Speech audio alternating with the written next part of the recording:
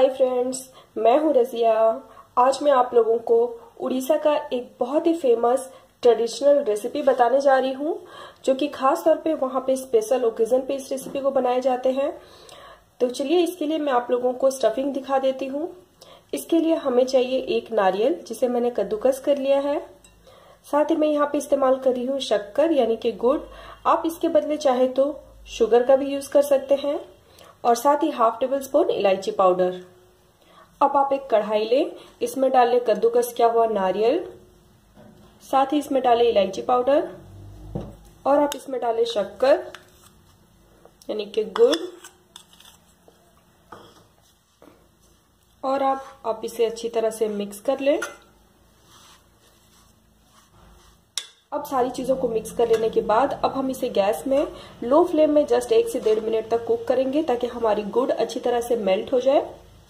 अब ये हमारी गुड़ मेल्ट होने चली है, इसे आप इस तरह से मिक्स करते हुए और जस्ट 20 से 30 सेकंड के लिए कुक करें।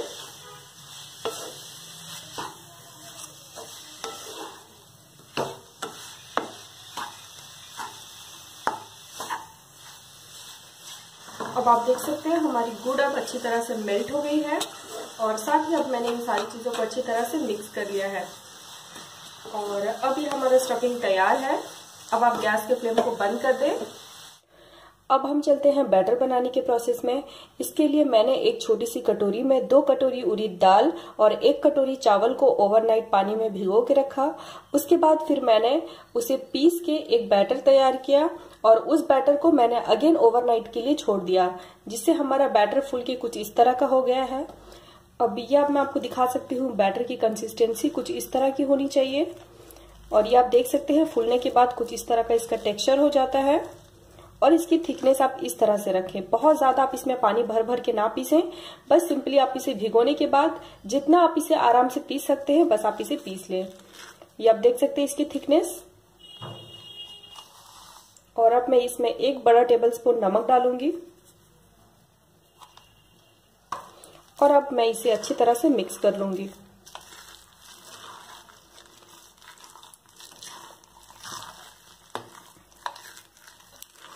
और दोस्तों, अगर आप इसे इंस्टेंटली बनाना चाहते हैं तो आप सिंपली उड़द दाल और चावल को 4 से 5 घंटे के लिए भिगो दें। उसके बाद आप इसे पीस लें और साथ ही आप इसमें जो खाने का सोडा होता है यानी कि बेकिंग सोडा और नमक दोनों को डाल के मिक्स कर लें और चाहे तो आप इसे इंस्टेंटली बना सकते हैं। मैंने इस बैटर को ट्रेडिशनली बनाया है, जैसे नॉर्मली बनाया जाता है। सो मैंने इसमें कोई एक्स्ट्रा सोडा वगैरह नहीं डाला है, बट अगर आप इसे इंस्टेंटली बनाना चाहते हैं तो आप इसमें सोडा ऐड कर सकते हैं। अब ये मैंने सारी चीजों को अच्छी तरह से मिक्स कर ली हूँ। अब ये हमारा बैटर रेडी है। अब आप एक बड़ा सा डेगची लें और आप इसमें तकरीबन 2 कप पानी डाल लें और अब आप इस पानी को बॉईल होने के लिए गैस पे रख दें। अब हमारा बैटर और स्टफिंग तैयार है। अब आप एक छन्नी लें जिसपे हम नॉर्मली चावल वगैरह छानते हैं। इस पे आप इस तरह से यूं हल्दी पत्ता रख दें। इस रेसिपी का सबसे जो इम्पोर्टेंट पार्ट होता है वो है हल्दी पत्ता। उसके बिना ये रेसिपी बहुत ही अधूरा रहता है। इस तरह से आप डाल लें और अब तैयार किए हुए बैटर को इस तरह से हल्दी पत्ता में रखें और अब आप इस बैटर को चम्मच की हेल्प से इस तरह से आप फैला लें।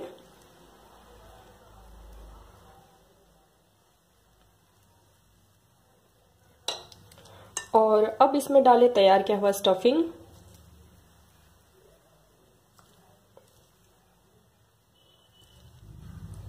इस तरह से रख दें और आप पत्ते को ऐसे इस तरह से फोल्ड कर लें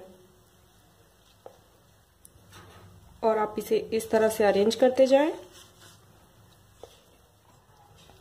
इसी तरह से आप सारे एंट्री पीठा में स्टफिंग लगा लें। अब आप देख सकते हैं मैं सारे पीठे के अंदर स्टफिंग लगा के अरेंज कर ली हूं और अब आप इसके ऊपर इस तरह से यूं हल्दी पत्ता डाल के कवर कर लें।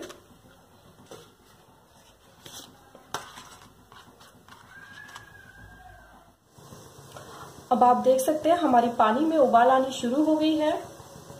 अब हम इसमें रखेंगे ये हमारा स्टील का छन्नी।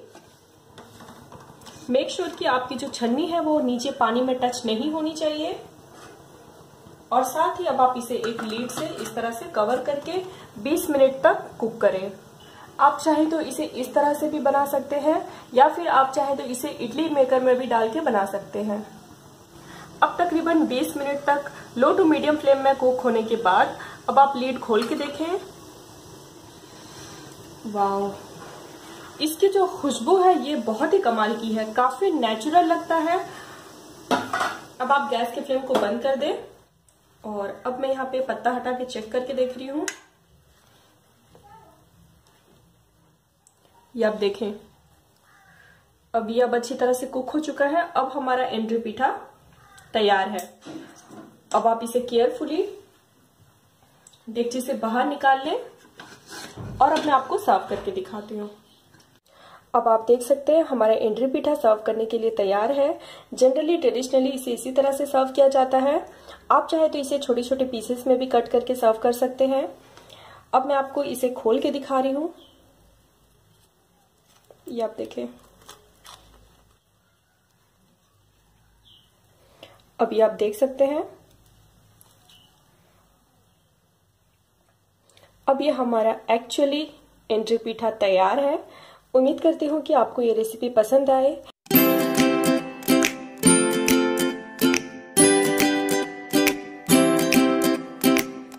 हाय फ्रेंड्स, मैं हूँ रजिया। आज मैं आप लोगों को छेना पोड़ बनाना सिखा रही हूँ, जो कि उड़ीसा का एक बहुत ही famous popular sweet dessert recipe है। मुझे ये रेसिपी पर्सनली बहुत ज्यादा पसंद है और साथ ही उड़ीसा में हर ओकेजन, हर फेस्टिवल पे आपको ये स्वीट डेजर्ट मिल जाएगा। और ट्रस्ट मी गाइस, बहुत ही मजेदार और बहुत ही टेस्टी बनता है। तो चलिए देखें छेना पोड़ बनाने के लिए हमें किन चीजों की जरूरत है। छेना पोड़ बनाने के लिए मैं यहाँ पे इस्तेमाल कर रही हूँ 1.5 लीटर मिल्क, यानी कि 1.5 लीटर मिल्क इस्तेमाल कर रही हूँ। 60 ग्राम शुगर, 3 टेबलस्पून सूजी, रवा, सेमोलिना जिस नाम से आप इसे जानते हो, 1/2 टेबलस्पून इलायची पाउडर, 2 टेबलस्पून प्योर देसी घी और साथ ही मैं यहाँ पे थोड़े से ड्राई फ्रूट इस्तेमाल कर रही हूँ, जिसमें कैशियो और बादाम है, यानी कि काजू और बादाम। ड्राई फ्रूट्स आप अपने पसंद के अकॉर्डिंग ले सकते हैं। अगर आपको ड्राई फ्रूट पसंद नहीं है तो आप इसे स्किप भी कर सकते हैं। और साथ ही यहाँ पे छेना बनाने के लिए हमें थोड़ा सा विनेगर की जरूरत पड़ेगी, 2 to 3 टेबलस्पून। अगर आपके पास विनेगर नहीं है तो आप सिंपली लेमन जूस भी ले सकते हैं। एक लेमन को स्क्वीज कर दें और साथ ही 2 से 3 टेबलस्पून पानी मिला के आप विनेगर की जगह यूज कर सकते हैं। अब आप दूध को बॉईल होने के लिए गैस पे चढ़ा दें। अब आप देख सकते हैं हमारी दूध में उबाल आनी शुरू हो चुकी है। अब इस स्टेज पे मैं इस पे ऐड करूंगी विनेगर। 2 टेबलस्पून विनेगर में मैंने 2 टेबलस्पून पानी मिला के ये घोल तैयार किया है। अब हम इस पे ये विनेगर का मिक्सचर ऐड करते जाएंगे स्लोली स्लोली। और अब एक चम्मच की हेल्प से जस्ट इसे हल्का सा चला लेंगे।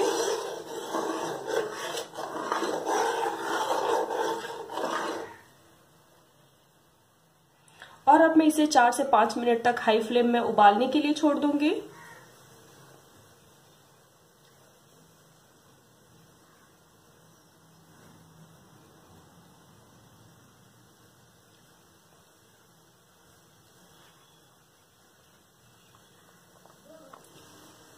तकरीबन 5 मिनट तक हाई फ्लेम में बॉईल कर लेने के बाद अब हमारा छेना दूध से अलहदा हो चुका है।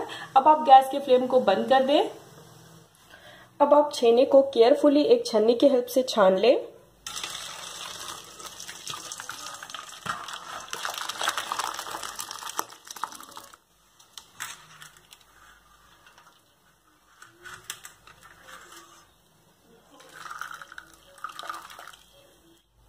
अब आप देख सकते हैं मैं छेने को छान के एक बॉल में निकाल ली हूँ। एक चीज का ख्याल रखिए कि आपको छेने को बहुत ज्यादा स्क्वीज नहीं करना है, बस आपको छानना है और तुरंत ही आपको बॉल में ट्रांसफर कर लेना है, ताकि इसके अंदर थोड़ी सी नमी रहे और थोड़ी थोड़ी इसमें पानी बचा रहे।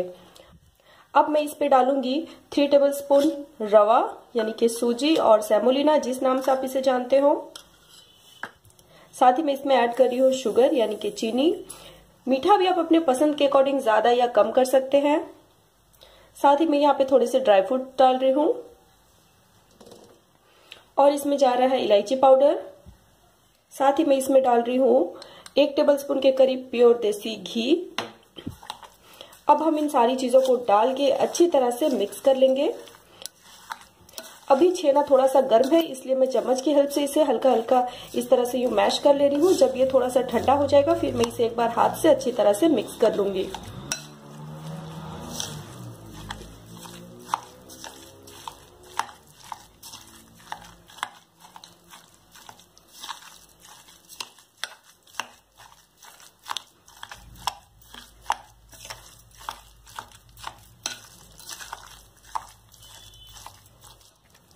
अब आप देख सकते हैं मैं चम्मच से अच्छी तरह से मिक्स कर ली हूँ। मुझे अभी भी ये थोड़ा सा ड्राई लग रहा है, इसलिए छेने का जो थोड़ा सा रिमेनिंग पानी बचा है इसमें मैं तकरीबन 2 टेबलस्पून के करीब डाल रही हूँ। और अब मैं इसे अपने हाथ से अच्छी तरह से मिक्स करते जाऊंगी।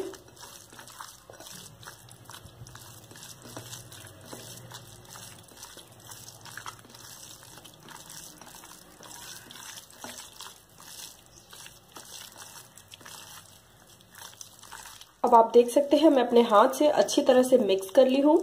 ये आप देख सकते हैं इसका टेक्सचर कुछ इस तरह का होना चाहिए, थोड़ा सा चिपचिपा, यूं थोड़ा सा गीला, इस तरह से। अगर ये बहुत ज्यादा थिक हो जाएगा तो थोड़ा सा प्रॉब्लम क्रिएट करता है, और बहुत ज्यादा थिन होगा तो भी प्रॉब्लम क्रिएट करता है।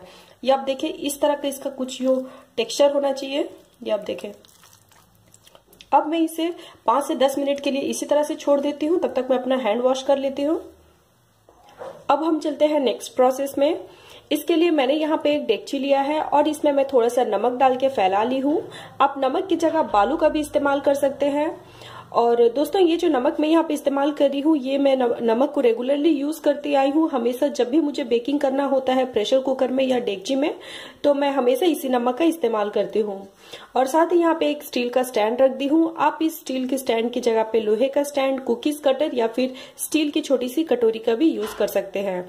अब हम इस डेगची को प्रीहीट होने के लिए गैस पे 10 मिनट के लिए रख देंगे। सो अब मैं इसे एक लीड से कवर करके प्रीहीट होने के लिए रख देती हूँ। अब दूसरी ओर मैं केक टिन को ग्रीस कर लूंगी।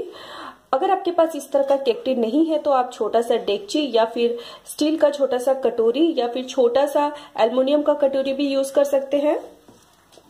सिंपली हम केक को जिस तरह से ग्रीस करते हैं बस इसी तरह से ग्रीस करना है। मैं यहाँ पे थोड़ा सा यूं देसी घी डाल रही हूँ और अब इसे एक ब्रश की हेल्प से अच्छी तरह से चारों ओर फैला लूंगी।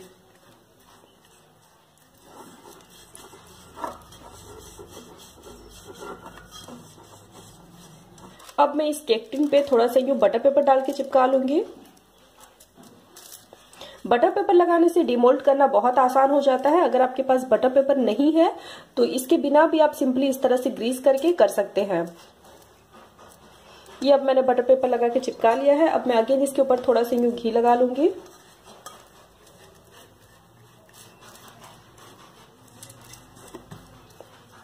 अब ये हमारा केक टिन अच्छी तरह से ग्रीस हो गया है। अब इस ग्रीस किए हुए केक टिन में अब ये हमारा छेने का तैयार किया हुआ बैटर डाल लें।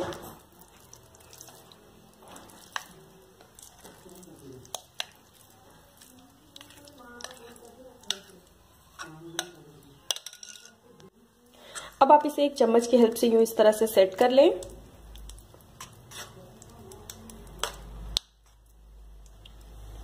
और दूसरी ओर हमारी डेगची भी अच्छी तरह से प्रीहीट हो चुकी है। अब आप लिड खोल लें और साथ ही केयरफुली केक टिन को डेगची के अंदर डाल लें।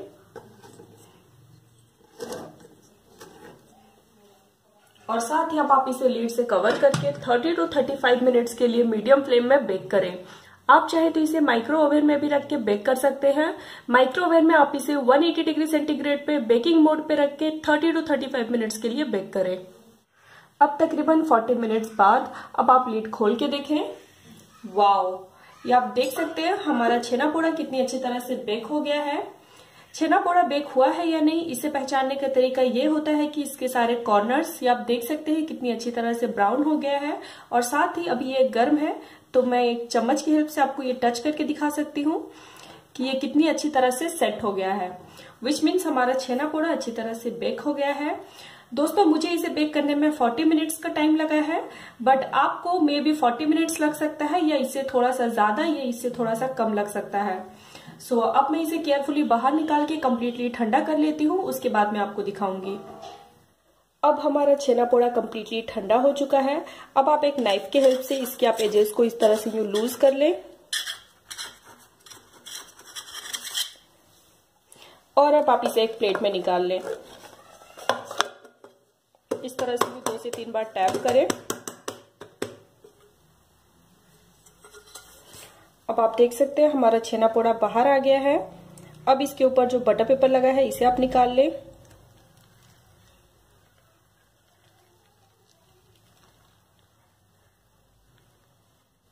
अब मैं आपको ये टच करके दिखा रही हूँ। ये आप देख सकते हैं कितना ज्यादा ये सॉफ्ट बना है और साथ ही इसकी जो कलर है ये एकदम परफेक्ट है।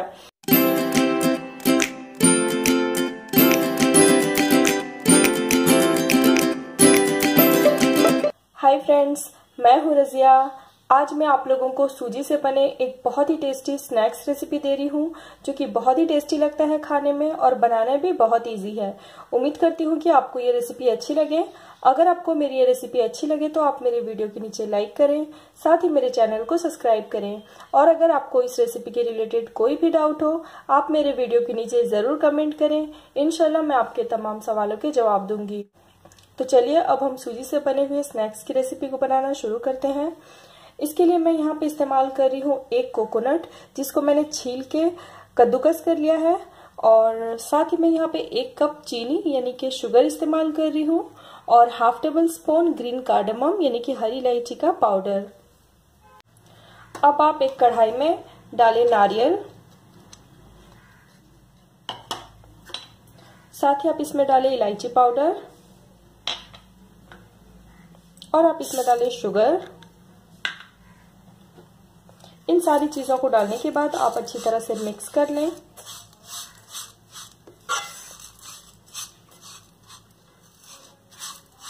और आप इसे गैस में 1 से 1.5 मिनट के लिए लो फ्लेम में कुक करें जब तक कि आपकी नारियल थोड़ी सी सॉफ्ट हो जाए और शुगर अच्छी तरह से मेल्ट हो जाए।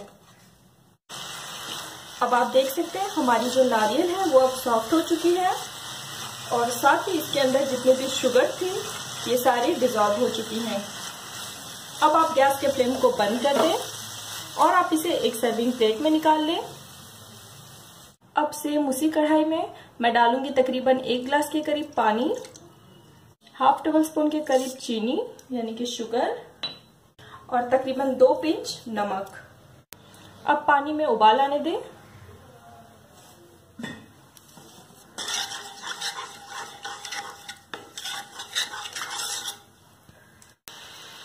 अब आप देख सकते हैं हमारी पानी में उबाल आनी शुरू हो गई है। अब मैं इस पे ऐड करूंगी सूजी यानी कि सेमोलिना।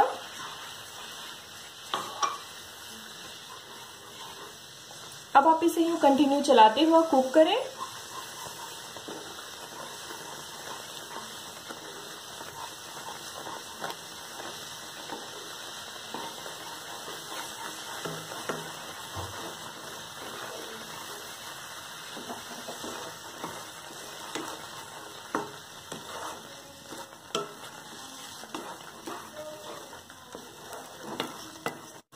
इसे आपको तब तक कुक करना है जब तक कि ये एक डो की फॉर्म में ना आ जाए।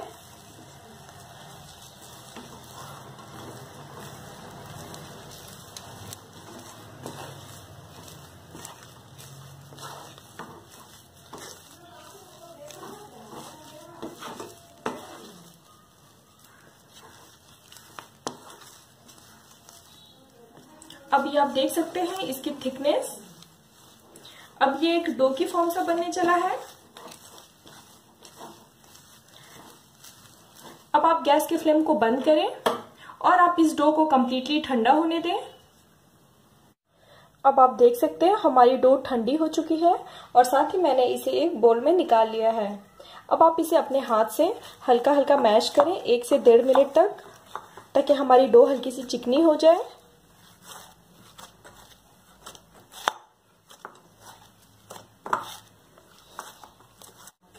अब आप देख सकते हैं हमारी डो चिकनी हो चुकी है। ये आप देखें।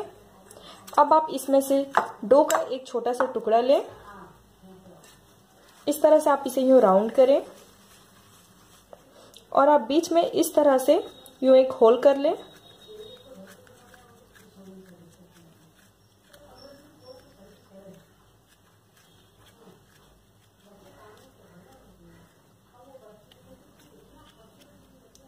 ये आप देखें, इस तरह से आप इसे यूं होल्ड कर लें। अब आप बीच में इस तरह से यूं नारियल का स्टफिंग डालें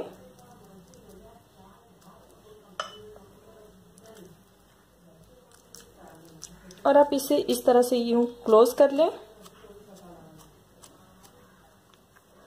और अगेन आप इसे इस तरह से यूं राउंड करें और आप इसे इस तरह से यूं हल्का सा प्रेस कर लें। ये आप देखें, इस तरह से आप तमाम डो तैयार कर लें। अब आप देख सकते हैं हमारे सारे डो तैयार हो चुके हैं। अब आप दूसरे साइड एक कढ़ाई में तेल को गर्म होने के लिए गैस पे रख दें। अब हमारी तेल भी अब अच्छी तरह से गर्म हो चुकी है। अब आप तैयार किए हुए डो को तेल में डालें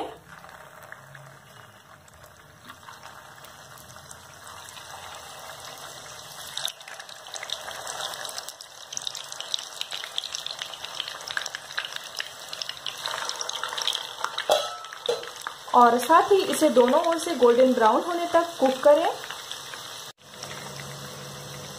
अब आप देख सकते हैं हमारी काकरा दोनों ओर से गोल्डन ब्राउन हो चुकी है। अब आप इसे एक सर्विंग प्लेट में निकाल लें। अब आप देख सकते हैं मैं सारे काकरे फ्राई कर ली हूँ। अब हमारे सूजी से बने काकरे सर्व करने के लिए तैयार है। आप इस रेसिपी को जरूर ट्राई करें, बहुत ही टेस्टी और बहुत ही इजी रेसिपी है।